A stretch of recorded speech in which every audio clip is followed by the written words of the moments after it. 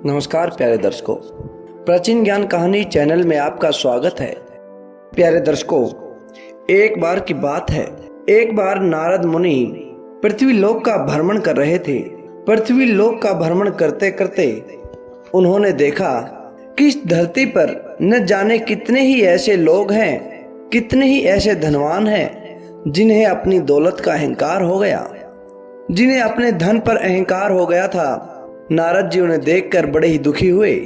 सोचने लगे कि आखिर मनुष्य किस प्रकार से अपने अभिमान में चूर हो गया है। मनुष्य का अभिमान कितना हो गया है, वह भूल गया कि यह धन आखिर में उसका ही नहीं है। कोई भी इस धन को अपना नहीं बना सका। इसी चिंता में, इसी बात को सोचते हुए नारद मुनि भगवान विष्णु के पास चले जाते हैं। जब भगवान विष्णु के पास जाते हैं तो भगवान विष्णु उन्हें देखते ही कहने लगते हैं कि नारद जी, क्या बात है, किस लिए आप इतने दुखी हो, आपकी चिंता का क्या कारण है। तब नारद जी कहने लगे कि प्रभु, मैं पृथ्वी लोक का भ्रमण करके आया हूँ। मैंने देखा कि कोई तो इतना गरीब है कि खाने को एक पैसा नहीं, और कोई इतना अभिमान में डूबा हुआ है कि उसके पास न जाने कितनी दौलत है। आखिर ये सब क्यों सब एक समान नहीं है। भगवान विष्णु तनिक मुस्कुराने लगे और कहने लगे कि नारद जी, हर किसी को अपने भाग्य का मिलता है, हर किसी को उसकी किस्मत का मिलता है। जिसके लिए जितना लिखा हुआ है वो अपना लेने के लिए आ जाता है। भगवान विष्णु कहने लगे कि नारद जी, मैं तुम्हें एक कथा सुनाता हूँ, तुम बड़े गौर से सुनना, फिर पता लग जाएगा कि लोग दुखी क्यों हैं, गरीब क्यों हैं और धनवान क्यों हैं। एक बार की बात है, एक आदमी किसी सेठ की दुकान पर नौकरी करता था। वह व्यक्ति बड़ी ईमानदारी से, बड़ी लगन से अपना काम किया करता था। उस व्यक्ति के अंदर तनिक भी लालच नहीं था और बड़ी ही लगन से काम करता, तो उसके काम से सेठ भी बड़ा ही खुश हो जाता था। सेठ के द्वारा जितनी भी तनख्वाह उसे मिलती थी, उस आदमी का गुजारा उसमें बड़े आराम से हो जाता था। ऐसे ही कई दिन गुजरते चले गए। वो बाल बच्चेदार वाला हो गया, किंतु तब भी सेठ के वही काम किया करता था। एक दिन की बात है, वह आदमी बिना बताए काम पर नहीं गया। सेठ को उसने नहीं बताया कि वह आज क्यों और किस लिए काम पर नहीं आ रहा। उसके ना जाने से सेठ का बहुत सारा काम भी रुक गया। अब वह व्यक्ति काम पर नहीं आया तो सेठ सोचने लगा कि यह आदमी आज तक इतने वर्षों से बड़ी ईमानदारी से काम कर रहा है, कभी वह बिना बताए घर पर नहीं रहा, आखिर आज क्यों वह काम पर नहीं आया। कोई न कोई वजह तो जरूर होगी, और कितने वर्षों से मैंने इसकी तनख्वाह भी नहीं बढ़ाई। हो सकता है कम तनख्वाह के कारण इसने आना बंद कर दिया हो। इतने पैसों में इसका गुजारा भला कैसे होता होगा।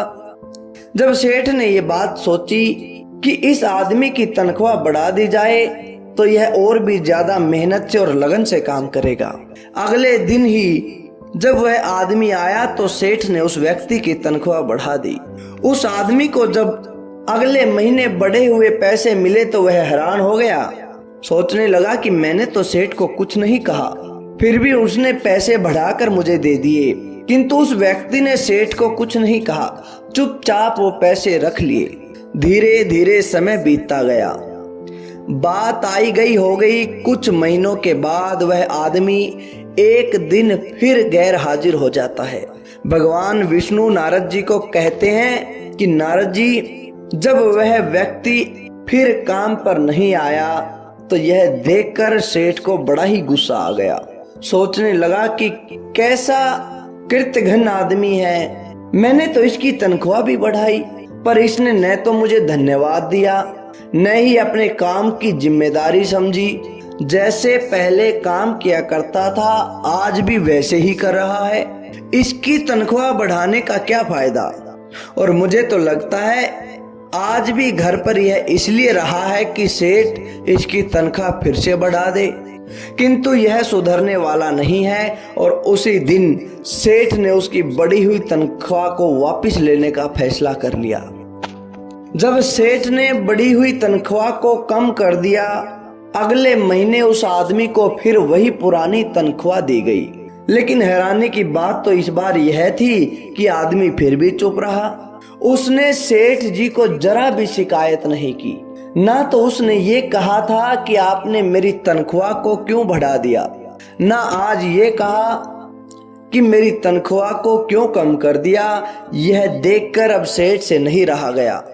अब तो सेठ हैरान हो गया था कि यह व्यक्ति कुछ बोलता ही नहीं। ना तो इसने धन्यवाद किया, ना आज गुस्सा कर रहा है। और अचानक ही वह उस व्यक्ति से पूछ बैठा कि भाई तुम बड़े अजीब आदमी हो। जब मैंने तुम्हारे गैर हाजिर होने के बाद पहले तुम्हारी तनख्वाह को बढ़ा दिया था तब भी तुम कुछ नहीं बोले, और आज जब तुम फिर गैर हाजिर हो गए, फिर से मैंने तनख्वाह को कम कर दिया तो भी तुम खामोश रहे। आखिर इसका कारण क्या है, इसकी वजह क्या है? वह आदमी जब सेठ जी की बात सुनता है तो तनिक मुस्कुराने लग जाता है और कहता है कि सेठ जी, इसमें आपने कुछ भी नहीं किया, ना इसमें मैंने कुछ पाया है, ना आपने कुछ दिया है। जब मैं पहली बार गैर हाजिर हुआ था तो मेरे घर में एक बच्चा पैदा हुआ था। उस वक्त आपने जब मेरी तनख्वाह बढ़ा कर दी तो मैंने सोचा कि ईश्वर ने उस बच्चे के पालन पोषण का हिस्सा भेज दिया है। अब मैं खुश इसमें क्यों हूँ? इसमें खुशी की बात क्या है? मेरे लिए तो कुछ भी ज्यादा नहीं मिला, वो तो उस बच्चे के लिए था। अब जिस दिन मैं दोबारा फिर से गैर हाजिर हुआ उस दिन मेरी माता जी का निधन हो गया था और आपने उसके हिस्से की तनख्वाह कम कर दी, तो मैंने मान लिया कि मेरी माँ अपने हिस्से की तनख्वाह, अपने हिस्से का पैसा लेकर अपने साथ चली गई।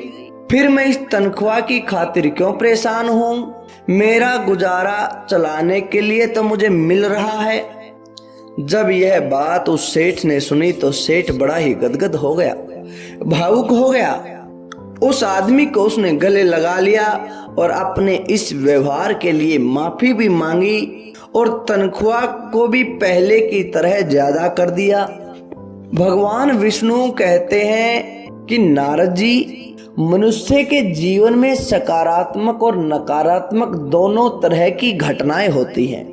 जो आदमी एक अच्छी घटना से खुश होकर ज्यादा उछलता नहीं और बुरी घटना पर ज्यादा दुख नहीं मनाता, हर दशा में, हर परिस्थिति में अपनी सोच को सकारात्मक बनाए रखता है, सच्ची लगन से, ईमानदारी से कार्य करता है, वही आदमी जीवन में स्थायी सफलता प्राप्त करता है।